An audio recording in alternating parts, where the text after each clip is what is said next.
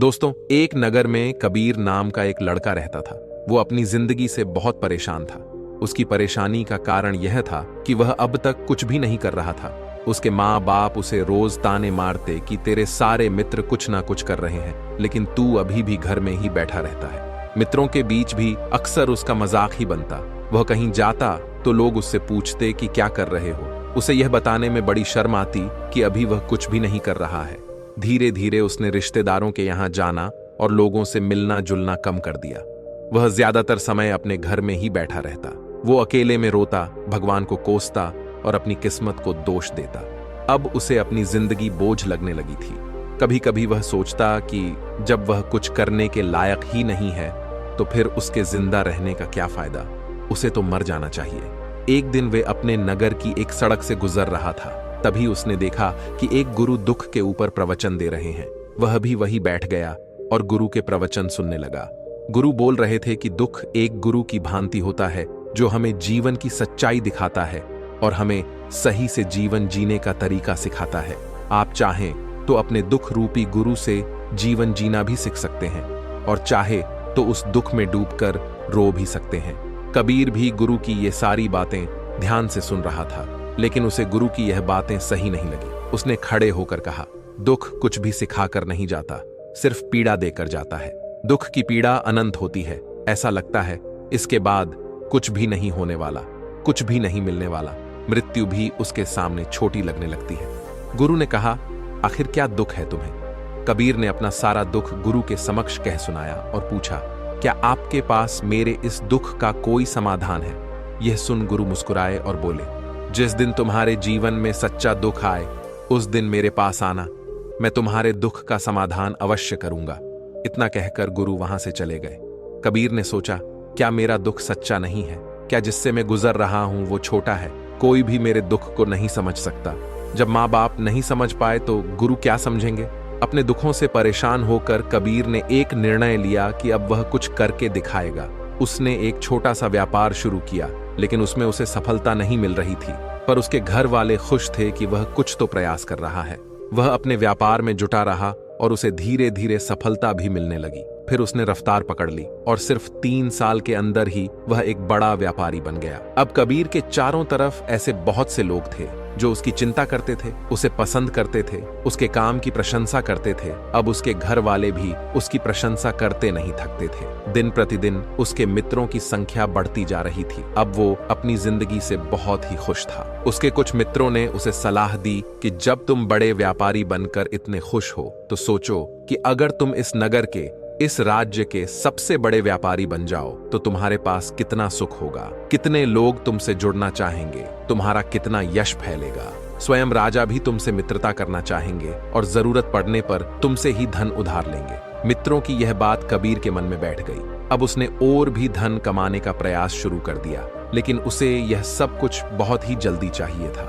वह सब कुछ प्राप्त करने में अपना ज्यादा समय बर्बाद नहीं करना चाहता था। इसलिए उसने ऐसे भी कार्य करना शुरू कर दिए जो उचित नहीं थे। उसने बड़ी मात्रा में अपने मित्रों से धन उधार लेना शुरू कर दिया। ज्यादा मुनाफा कमाने के लालच में अपने सामान में मिलावट करने लगा। उसने दूसरे व्यापारियों के खिलाफ षड्यंत्र भी रचे, उन्हें डराया, धमकाया। जैसा जैसा उसके मित्र उसे कहते गए वह वही करता गया। वह इन तरीकों से ज्यादा धन तो कमा रहा था, लेकिन अब उसके जीवन में सुकून नहीं रह गया था।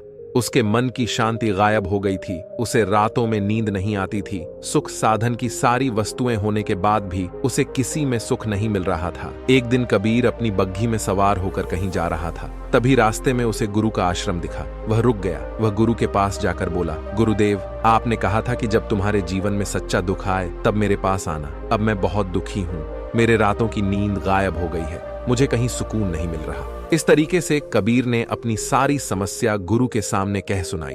गुरु ने कहा, जब तुम मुझसे पहली बार मिले थे तब भी तुम किसी दुख में थे। तुमने उस दुख से क्या सीखा? कबीर ने कहा, मैंने सीखा कि सिर्फ सोचने और चिंता करने से कुछ नहीं होता। अपनी सोच को सच करने के लिए कर्म करना पड़ता है और सिर्फ कर्म करने से भी कुछ नहीं होता। अपने कर्म को अंतिम पड़ाव तक ले जाना भी आवश्यक होता है। चाहे रास्ते में कितनी मुश्किलें आए, मन कितना ही निराश हो, कितना ही लगे कि अब आगे कुछ भी नहीं होने वाला, तब भी यह मानकर चलो कि मैं जो भी कर रहा हूं उसमें सफल अवश्य होऊंगा। लोग सिर्फ सफल व्यक्ति को ही सम्मान देते हैं, फिर चाहे कोई व्यक्ति कितना ही अच्छा क्यों ना हो, वह लोगों की नजरों में होता है।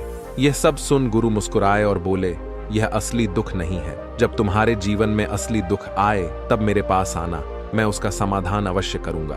कबीर ने जाते समय गुरु को सोने के सिक्कों से भरा घड़ा भेंट किया। घड़ा देखकर गुरु ने कहा, यह मेरे किसी काम का नहीं, इसे उस पेड़ के नीचे गड्ढा खोद कर दफना दो। कबीर ने गुरु के कहे अनुसार घड़े को पेड़ के नीचे दफना दिया और वहां से चला गया। कुछ दिनों तक तो व्यापार अच्छी तरह से तरक्की कर रहा था, लेकिन गलत व्यापार की वजह से उसे धीरे धीरे व्यापार में घाटा होने लगा। उसकी सारी धन संपदा धीरे धीरे खत्म होने लगी और एक दिन ऐसा आया जब उसके पास कुछ भी नहीं बचा और वह कर्जे में डूब गया। लेकिन वह निश्चित था, क्योंकि उसने सारा कर्ज अपने मित्रों से ही लिया था। वह सोचता था उसके मित्र उसके बुरे समय में उसका साथ देंगे, लेकिन ऐसा कुछ भी नहीं हुआ। बुरा समय आते ही सबसे पहले उसके मित्रों ने ही उधार मांगना शुरू किया और उधार वापस नहीं करने पर जान से मारने की धमकी भी दी। उसके शुभचिंतक, उसे चाहने वाले सब उससे दूर हो गए। उसके जो मित्र जो उसके साथ मौज मस्ती किया करते थे, अब उससे दूर भागने लगे। उसके परिवार वाले उसे उसकी गलतियां और कमियां गिनाने लगे। उसकी सारी संपत्ति नीलाम हो गई और उसके पास कुछ भी नहीं बचा। उसने अपने पिता से सहायता मांगी तो पिता ने कहा, मेरे पास ये थोड़ी सी ही संपत्ति है, अगर मैं ये भी तुम्हें दे दूंगा तो तुम्हारी मां को कहां पर रखूंगा? ये संपत्ति ही हमारा आखिरी सहारा है। कबीर के भीतर बहुत गहरा दुख हुआ। उसके आसपास ऐसा कोई भी नहीं था जो उसके दुख को समझ सके, उसे संभाल सके। लोगों से मिले इस धोखे और विश्वासघात की वजह से वो अंदर से टूट गया। उसे लगने लगा, अब जीने का क्या मतलब, अब तो मृत्यु ही एकमात्र सहारा है, वो है आत्महत्या कर ले।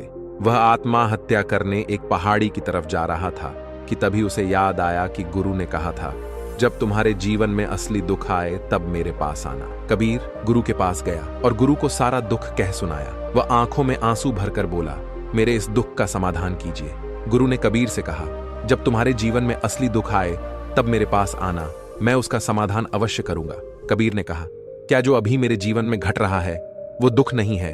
आखिर असली दुख होता क्या है? गुरु ने कबीर से कहा, सबसे पहले तुम ये बताओ कि तुमने अपने इस दुख से क्या सीखा? कबीर ने कहा, मैंने सीखा कि जो लोग हमारी सफलता, हमारी तरक्की की वजह से हमारे जीवन में आए हैं, वो हमें धोखा अवश्य देंगे, क्योंकि वो बुरे समय में हमारे साथ खड़े नहीं होंगे। वो केवल अच्छे समय में हमारा फायदा उठाएंगे और बुरे समय में छोड़कर चले जाएंगे।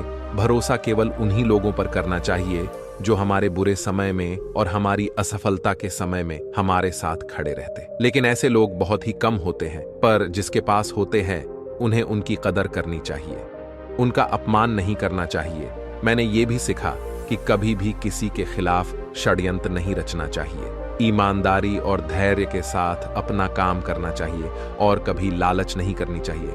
अपना सारा दुख और अनुभव बताने के बाद कबीर आंखों में आंसू भरकर गुरु के सामने बैठा रहा।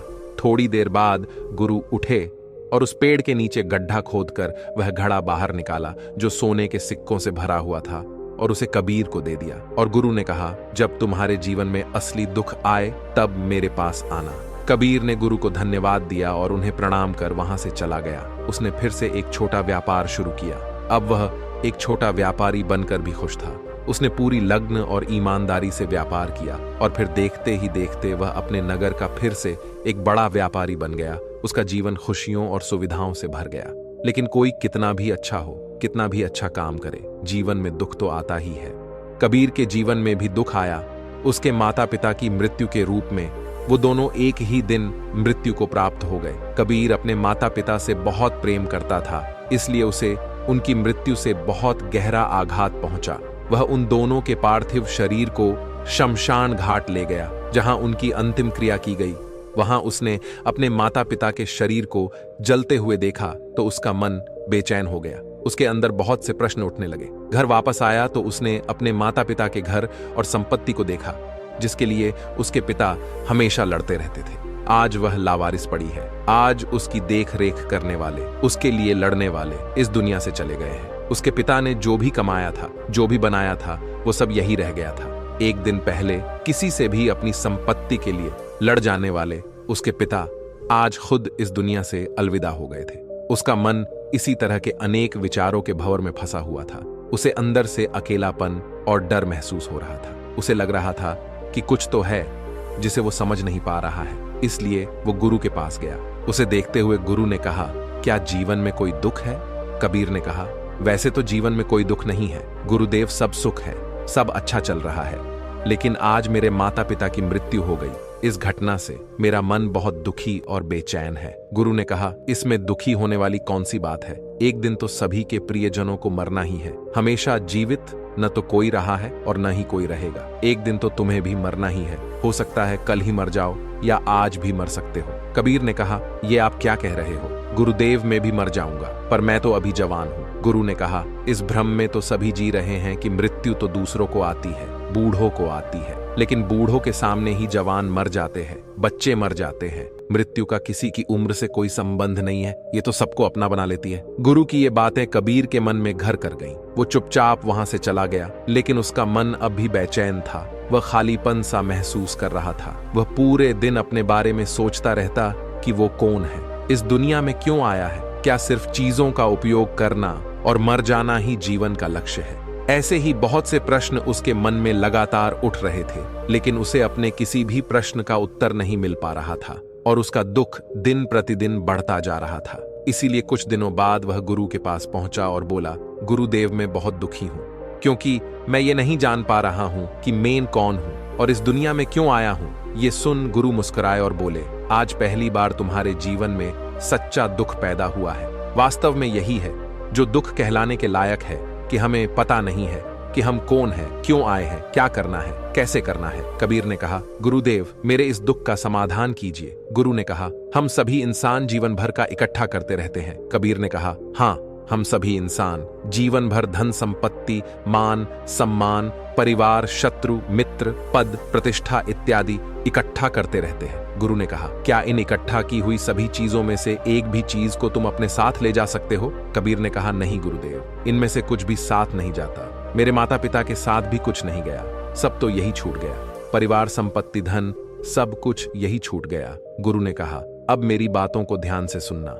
इस दुनिया में हमें जो इकट्ठा करना चाहिए वो तो हम कभी इकट्ठा करते ही नहीं है। चीजें हमारे सामने ही होती हैं, लेकिन हम उन्हें देखने का प्रयास ही नहीं करते हैं। इस दुनिया में हमें जिस चीज को इकट्ठा करना है वो हम खुद है। हमें खुद को इकट्ठा करना है ताकि जब मृत्यु हो तो हम एक हो सके और स्वयं को पहचान सके। हम भीतर से बटे हुए हैं। हम बटे हुए हैं प्रेम में, नफरत में, क्रोध में, जलन में, क्रूरता में, धन में, संपत्ति में, धर्म में, जाति में, ऐसे ही सैकड़ों चीजों में बटे हुए हैं। हम टुकड़ों में जीवन जी रहे हैं। इस बंटवारे की वजह से हमारी चेतना कभी भी एक नहीं हो पाती। हमारी चेतना शक्ति बिखर गई है। इसलिए हमारे पास इतना भी समय नहीं है कि हम मुड़कर एक बार अपने भीतर देख सके। वास्तव में जिस धन की कमी, सुविधाओं की कमी, मान सम्मान की कमी को लोग दुख समझते हैं और जीवन भर उसे दुख बोलकर रोते रहते हैं और उनका समाधान खोजने का प्रयास करते रहते हैं, उन्हें उसका समाधान कभी मिलेगा ही नहीं, क्योंकि लोग जिन्हें दुख कहते हैं वो असली दुख है ही नहीं। वो तो सिर्फ इंसान की चाहत है, उसकी इच्छा है, जिसकी पूर्ति कभी नहीं की जा सकती। इसलिए व्यक्ति को कभी ऐसे दुखों का समाधान मिला ही नहीं। अगर अपने दुखों का परम समाधान चाहिए तो सबसे पहले अपने आप को इकट्ठा करो, अपनी ऊर्जा को इस संसार से वापस एकत्रित करो, अपने ऊपर ध्यान लगाओ, मृत्यु से पहले अपने आप को पहचानो, ऐसे ही बिखरे हुए मत चलो। कबीर ने कहा, तो गुरुदेव, क्या ये संसार हमें छोड़ देना चाहिए? अपनी सभी इच्छाओं को मार देना चाहिए? किसी से प्रेम नहीं करना चाहिए? धन संपत्ति इकट्ठा नहीं करनी चाहिए? मान सम्मान की आशा छोड़ देनी चाहिए? गुरु ने कहा, एक बिखरे हुए मनुष्य के अंदर से कामनाएं, इच्छाएं और वासनाएं ऐसे ही निकलती हैं जैसे पहाड़ से कोई पत्थर गिर रहा हो, जिस पर पहाड़ का कोई नियंत्रण नहीं है सिवाय देखने, परेशान होने और कुछ खोने के। इसी प्रकार एक बिखरे हुए मनुष्य की इच्छाएं अनियंत्रित और दुखदायी होती हैं। उसका मन कुछ भी इच्छाएं और कल्पनाएं करता रहता है और दुखी होता रहता है।